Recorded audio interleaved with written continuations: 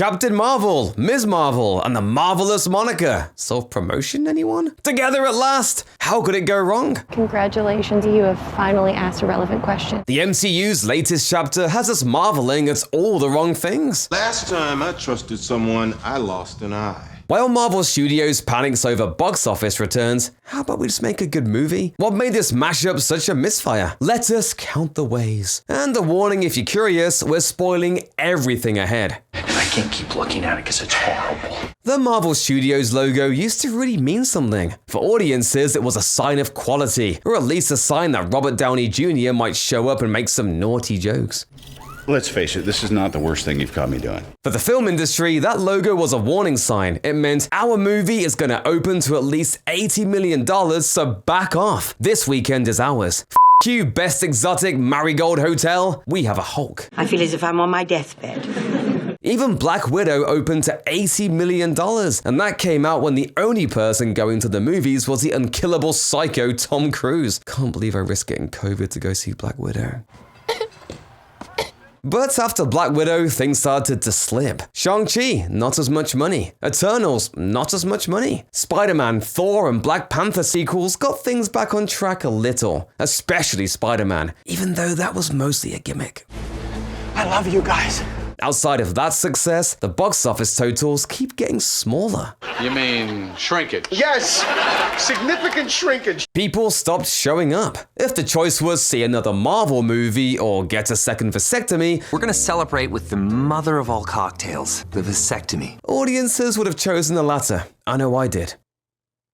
It's a trend that ended up in box office disaster for what is definitely not Captain Marvel 2, I guess. The first movie cracked the $1 billion mark, riding the wave of Avengers fever. But in the lead up to the Marvels, the story was about how low the opening weekend could go. Pre-sales were as bad as The Flash. The Flash? They didn't even put a baby in a microwave!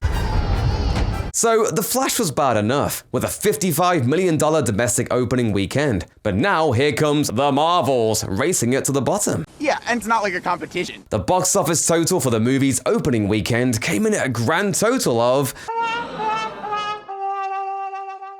Are we sure this isn't a DC movie? Pretty devastating for the Marvels, and a disaster for the MCU. One day you will find something to make you feel this shitty. The MCU has put out more than 33 movies in the last 15 years. For context, it took the James Bond franchise 60 years to produce 25. Shut up, it's 25. There's a useful four-letter word, and you're full of it. Not all of those projects are must-sees. Hello, Eternals, Thor Love and Thunder, and just about every Disney Plus show. I don't care what you say, Rhodey wasn't a Skrull at Tony's funeral. But The Marvels feels especially skippable, both for fans of the franchise and especially the general audience. It's the Marvels, everybody! You know, the team that doesn't even exist in the comics. It feels like no one asked for this movie. We just wanted X-Men and the Fantastic Four, but no! Here we have the Marvels! We made them up! This franchise has not been able to justify its own existence, despite putting out more content than ever before. It's just new character after new character standing around, waiting for something to happen, introducing and reintroducing the multiverse as a thing that exists. Oh, and here's Kang. He got killed by ants. In a series that's lost its purpose, The Marvels feels inessential, mostly being marketed as a goofy, fun team-up movie, and clearly that's not enough anymore. Fool me once, shame on you. If fool me, we can't get fooled again. It also doesn't help that critics were mostly mixed on the movie itself. Looper critic, self-promotion anyone, Ruben Barron gave the film a 7 out of 10, but he couldn't help but point out a lack of urgency or consequence. What did we learn, Palmer? I don't know, sir. I don't either. He wrote, "It's entertaining enough that you can't be too bothered that it's barely about anything and that it can't find the focus to really commit to the things it's almost about." It's fine. It's just fine. The bad reviews for The Marvels called it things like the worst Marvel movie yet, a new low, abject misery. I don't feel so good. And even the positive reviews use words like fine, generic, and cluttered. The two biggest positives that every review agrees on are Iman Vellani's performance and the brief runtime of just over 90 minutes. That's right, the fact that it's short is one of the best things about it. That's how you describe a good trip to renew your driver's license. You think that a superhero movie starring an Academy Award winner would do better with the critics, but then again. I'm starting to get hungry. Maybe you don't want to see me when I'm hungry. Remember those dreams where you show up to class only to realize you hadn't studied for the final? Also, you're in your underwear. The Marvels is kind of like that. Despite being a sequel to Captain Marvel, I guess. Two of the main characters are from shows on Disney+, one of which almost no one watched. Kamala Khan, please come to my office ASAP. You've done something very wrong. The villain of the movie, Dar-Ben, isn't exactly a Thanos-level threat. She's not even Diet Hella. She's more of a Kroger brand Ronan the Accuser, minus anything we liked about Ronan the Accuser, which is practically nothing. What are you doing? Her deal is revenge on Brie Larson, but what for? Fast X? It's happened off screen sometime after the first movie, and it's entangled with the never-ending Kree Skrull drama, which also had its own show. Oh, you should only scratch the surface of mediocrity. You must be finally putting it all together. Well done. Speaking of that, Nick Fury's here, which first got teased all the way back in Spider-Man Far From Home. How many hours of content do you need to watch to understand the plot of this Captain Marvel sequel? Would you believe us if we said you also need to watch the second worst X-Men movie to understand the end? Who's the furball? The fact that you need to have seen so much to only sort of understand it is a major turnoff. There's a possibility. I don't think so, Quinn. Quill.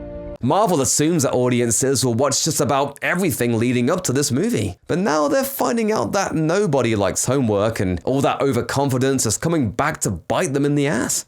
That is America's ass. So, what's next for the MCU? The real question is, who cares? I don't care. The most exciting storyline in the franchise right now is Jonathan Major's trial. And unfortunately, She-Hulk probably won't be showing up to save the day. Okay, this was a mistake. Thankfully for Marvel, it seems they have a bit of time to figure out what to do about Kang. After the Marvels, audiences will have the likely Kang-free Deadpool 3 and Captain America Brave New World. Captain Deadpool.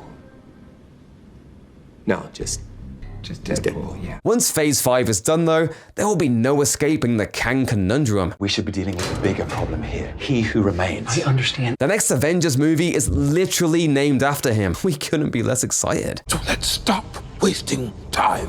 Marvel Studios has two major cards to play, X-Men and Fantastic Four. After that, it'll be nothing but sequels and spin-offs featuring increasingly obscure characters. Darren? Surprised to see me? Some devoted comic book fans will be delighted to see Kevin Feige announce a Beta Ray Bill movie for 2029, but most people would simply be wondering who this ugly guy is and why he stole Thor's armor.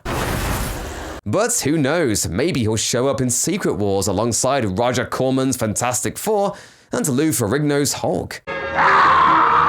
What we do know for sure is that Marvel Studios really wants people to keep watching their movies, and they're now officially trying to remind you that you used to really like them. Now this is all about making myself credible in your eyes again. Case in point, the final trailer for the Marvels, which is a new level of desperation. It starts with shots of characters that don't appear in the movie. Never a good sign when Marvel has to resort to clickbait. It tries to imply a Thanos connection. But it's not over. My work is inevitable. And otherwise tries to ride the Avengers wave just like the first movie. But this time, it didn't work. Oh my god, we're a team. Nope. Thanks to the 2023 SAG-AFTRA strike, which didn't let actors work on or promote their projects, the cast of the Marvels weren't allowed to sell their film. That means no talk shows, no Hot Ones, and no Wired autocomplete, and no Looper. For a movie that tried to sell itself on the chemistry of its three leads, the only one that could do an interview was the damn cat. You did a great job. The actor strike came to an end on November 9th, just one day before the Marvels opened for Thursday showings. The actors are now free to pay a visit to Jimmy Fallon to hype up their movie, as long as they can tolerate his never-ending laughter. Superhero fatigue is real, no matter what Kevin Feige says or how much he wants to compare Marvel films to classic novels. But don't forget, Kevin, most people prefer books that are good. Reboot Twilight. That'll be more fun than this at this point. Anyway, a month after Feige said that superhero fatigue is fake, Quantum Mania came out to series' worst reviews. I didn't know he could do that. The visuals, the writing, the heroes, the villain, everything was underwhelming. People have just gotten tired of these middling, low-effort stories, and the Marvels didn't look like the one that was going to win them back. How does it look?